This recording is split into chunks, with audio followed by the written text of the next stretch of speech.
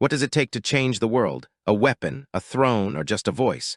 This is the story of a man who chose words over violence, courage over fear, and love over hate. Martin Luther King Jr. did not just dream of a better world, he marched, spoke, and lived to build it. From the streets of Atlanta to the steps of the Lincoln Memorial, his journey inspired a movement that reshaped a nation. This is not just history. It's a story of vision, sacrifice, and the power of one determined life. What if your very childhood taught you that the world saw you as less than others? What would you do if the color of your skin decided where you could eat, sit, learn, or even walk? This was the world Martin Luther King Jr.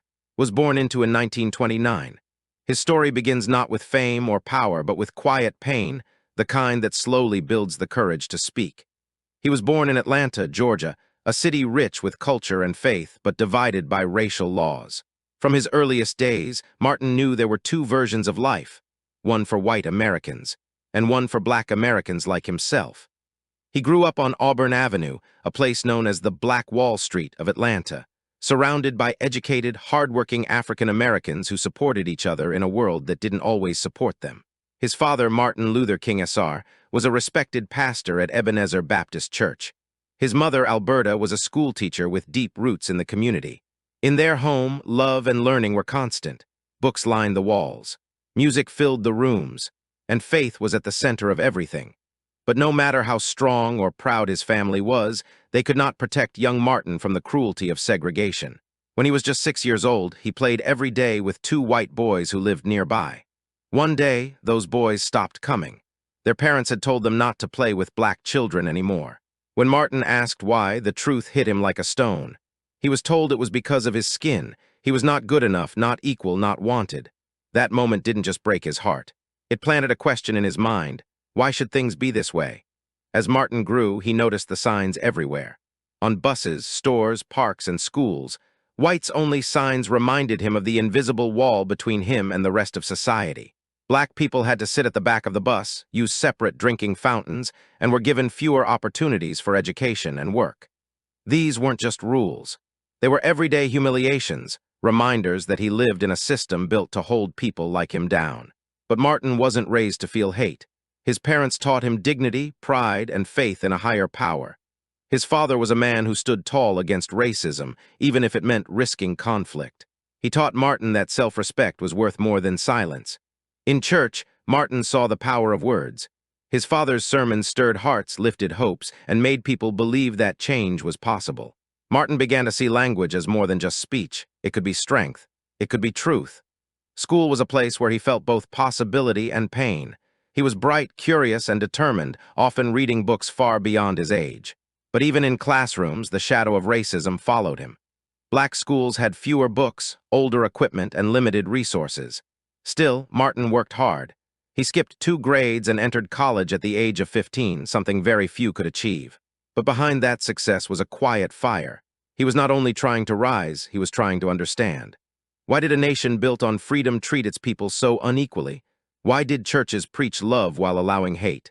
He began reading the works of philosophers and theologians, writers who explored justice, peace, and the human soul. He was especially drawn to the teachings of Mahatma Gandhi, whose nonviolent resistance had helped India gain independence from British rule. Gandhi's belief in peaceful protest became a guide for Martin's own thinking. If change could happen without violence, then perhaps even the most unjust system could be transformed. While still a teenager, Martin made his first public speech, standing in front of a crowd and calling for equal rights. His voice wasn't yet strong, but his words carried weight. He knew he had something to say. And more importantly, he believed the world needed to hear it. By the time he finished college, Martin had decided to become a minister, like his father and grandfather before him. But he wasn't just following a family tradition, he was stepping into a calling. In the pulpit, he saw a place not just for prayer, but for protest. A space where words could lift, lead, and awaken. He married Coretta Scott, a woman who shared his vision and would walk beside him through every struggle to come. Together, they believed in the power of peaceful resistance, of building rather than breaking, of changing minds through courage and compassion. Martin Luther King Jr.'s early life was not marked by triumphs, but by lessons, painful, powerful lessons. He learned what it meant to be judged before being known. He learned how silence can be used to control. But most of all, he learned that injustice, once seen clearly, cannot be unseen and must never be accepted. He was still a young man, but his heart was already heavy with purpose. And soon, the world would begin to listen. As Martin Luther King Jr. entered adulthood, his voice grew louder and clearer. He was no longer just a boy with questions. He was a young man preparing to challenge the world. After completing college and attending seminary school, Martin earned his doctorate in theology from Boston University. There, he continued to study the connection between faith and justice, between belief and action. He saw that churches had power, not just to comfort people, but to challenge injustice. For Martin, the pulpit was a platform for truth. In 1954, he became the pastor of Dexter Avenue Baptist Church in Montgomery, Alabama. He was only 25 years old. Montgomery was a place where racial tensions ran deep. It was a city divided, where black citizens were expected to stay silent and accept less. But everything changed in December 1955, when a quiet, brave woman refused to give up her seat on a segregated bus. Rosa Parks, a seamstress and longtime activist, had simply had enough. Her arrest sparked outrage, but also opportunity. A group of local leaders came together to organize a protest. They needed a speaker, someone young, educated, and full of faith. They turned to Martin Luther King Jr. He accepted. What followed became one of the most powerful movements in American history, the Montgomery bus boycott. Black citizens across the city stopped riding buses. They walked to work, formed carpools, and stood together for over a year. Martin spoke at churches and gatherings, encouraging nonviolence and unity. He reminded people that change would not come easily, but it would come. He said, "The arc of the moral universe is long, but it bends toward justice." These were not just poetic words, they were a strategy. Martin believed deeply in the power of nonviolent resistance. Inspired by Gandhi, he taught that even in the face of violence, they must not strike back. This was not weakness, it was strength. To stand peacefully in the face of hate required deep courage. The boycott lasted 381 days. During that time, Martin's house was bombed. He was arrested. He received death threats, but he did not stop, and neither did the people. Finally, the Supreme Court ruled that bus segregation was illegal. The boycott ended in victory. Martin had become a national figure almost overnight, but he did not seek fame, he sought justice. With other leaders, he formed the Southern Christian Leadership Conference, a group that would organize protests, marches, and campaigns across the South. Martin traveled from city to city, speaking not just about laws, but about dignity, hope, and humanity. He believed that racism was not just a Southern issue, but a national problem. His message reached beyond race, calling on all people to stand up for what was right. In his speeches, he did not attack his enemies. He spoke with calm, reason, and heart. He said, "Darkness cannot drive out darkness, only light can do that. Hate cannot drive out hate, only love can do that."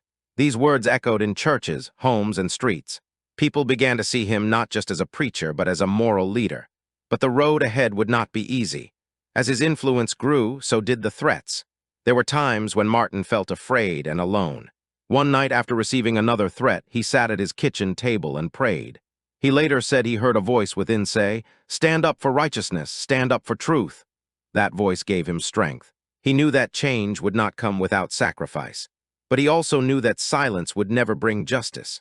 Martin Luther King Jr. was now a man in motion, marching not just on roads, but through the hearts of a divided nation. And with every step, more people began to walk with him. The civil rights movement was growing stronger, and so was Martin Luther King Jr.'s role within it. But with every march forward came resistance, fierce, painful, and often violent. Martin continued to speak across the country, reminding people of their power, their voice, and their right to be heard. He preached nonviolence, but he was not passive. In 1963, he helped organize one of the most intense campaigns the movement had ever seen, the Birmingham Campaign. Birmingham, Alabama, was known for its deeply rooted racism. The city was called one of the most segregated places in America. Peaceful protests were met with police dogs, fire hoses, and mass arrests. Among those arrested was Martin himself. While sitting in a narrow jail cell, he wrote a letter not to a friend, but to fellow clergymen who had criticized his actions. It became known as the Letter from Birmingham Jail. In it, he defended peaceful protest and explained that waiting for justice was no longer an option. He wrote, "Injustice anywhere is a threat to justice everywhere." The letter became a powerful statement of moral clarity. It wasn't just for his time, it would echo for generations. Despite threats, despite prison, Martin kept marching. He believed in turning pain into power. And then came a moment that would change history forever.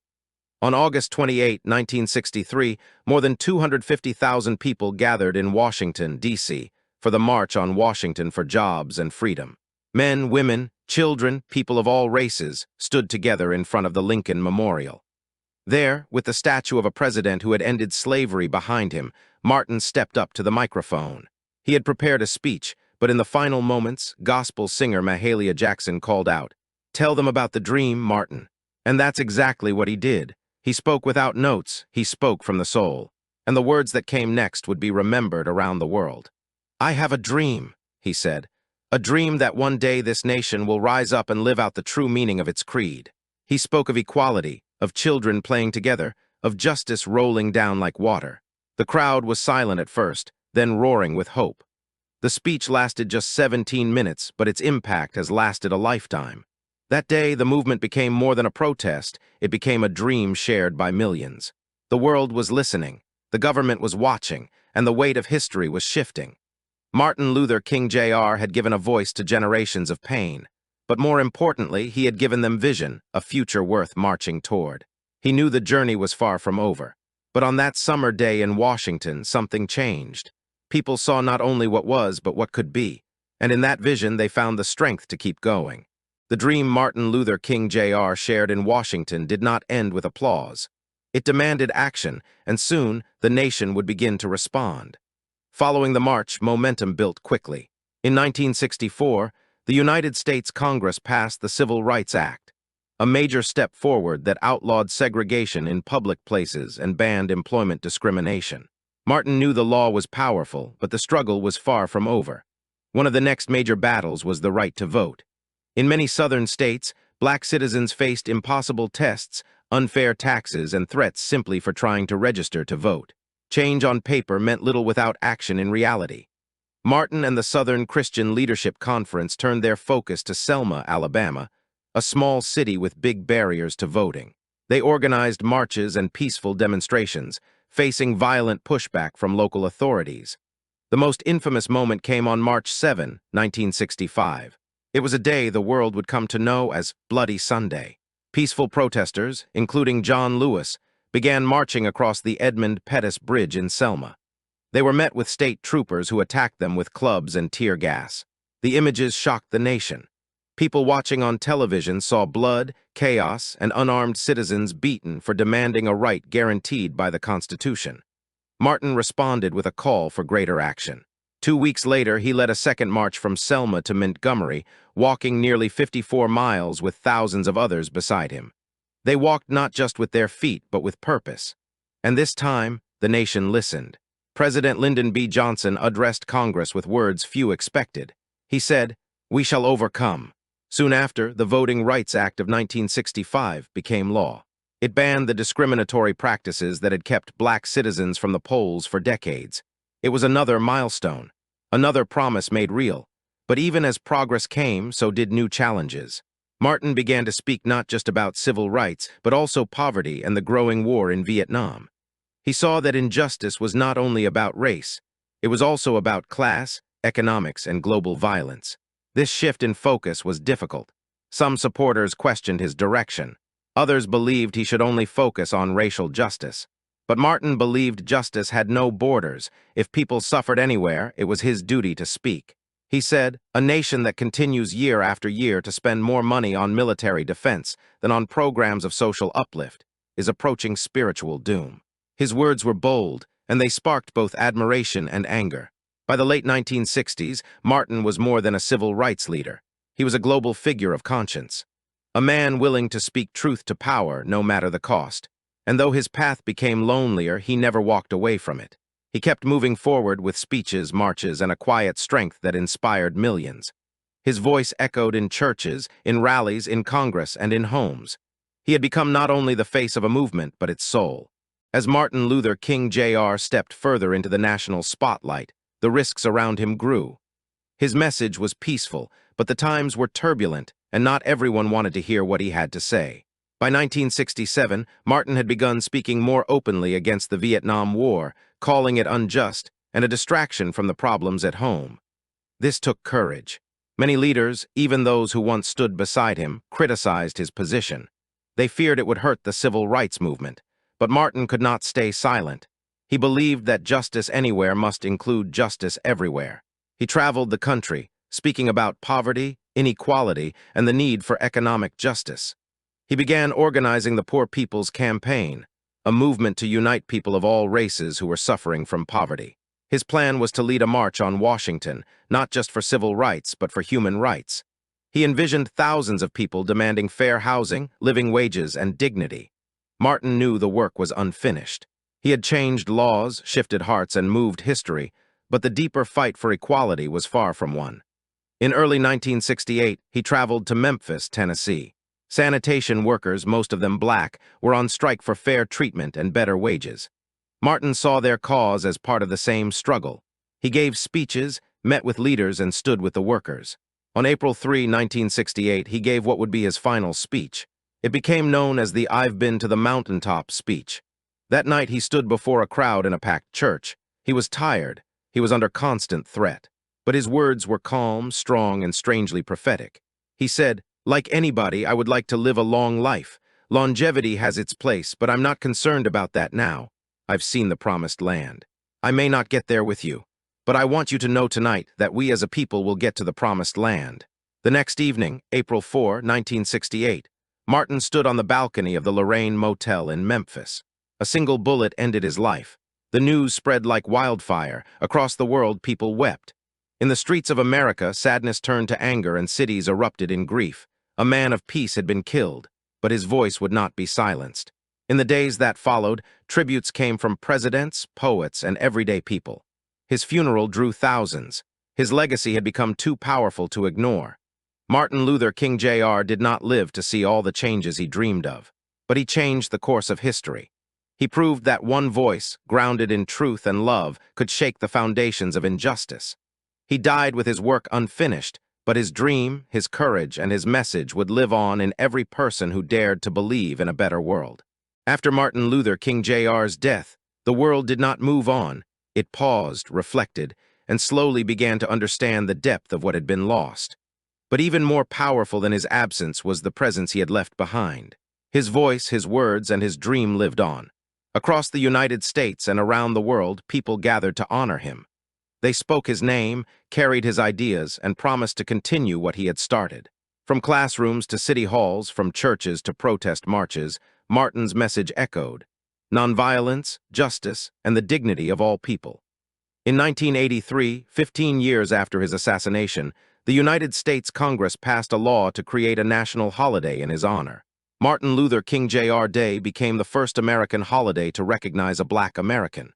Today, it is celebrated every January near his birthday with acts of service, remembrance, and learning.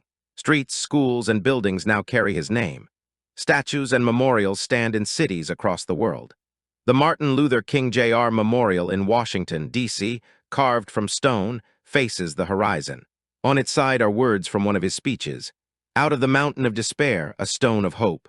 But Martin's true legacy is not in stone. It lives in the actions of people who believe in equality, who speak for the voiceless, and who dream of a world guided by compassion. His speeches are still taught, his books are still read, and his principles continue to guide leaders, movements, and ordinary people alike. He showed us that protest can be peaceful, that change can be patient, and that love can be powerful. Martin Luther King Jr. was not perfect. He was human, full of doubts, fears, and struggles. But it was his honesty, his courage, and his deep belief in justice that made him unforgettable. He challenged a nation to live up to its promise. He held a mirror to society and asked it to do better. And though he lived just 39 years, his life's impact has no end. Every time someone chooses dialogue over violence, speaks against hatred, or walks for justice, his legacy grows. He once said, "Life's most persistent and urgent question is, what are you doing for others?" That question remains.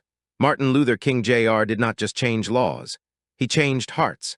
He reminded us that courage does not always roar. Sometimes it speaks with calm and walks with love.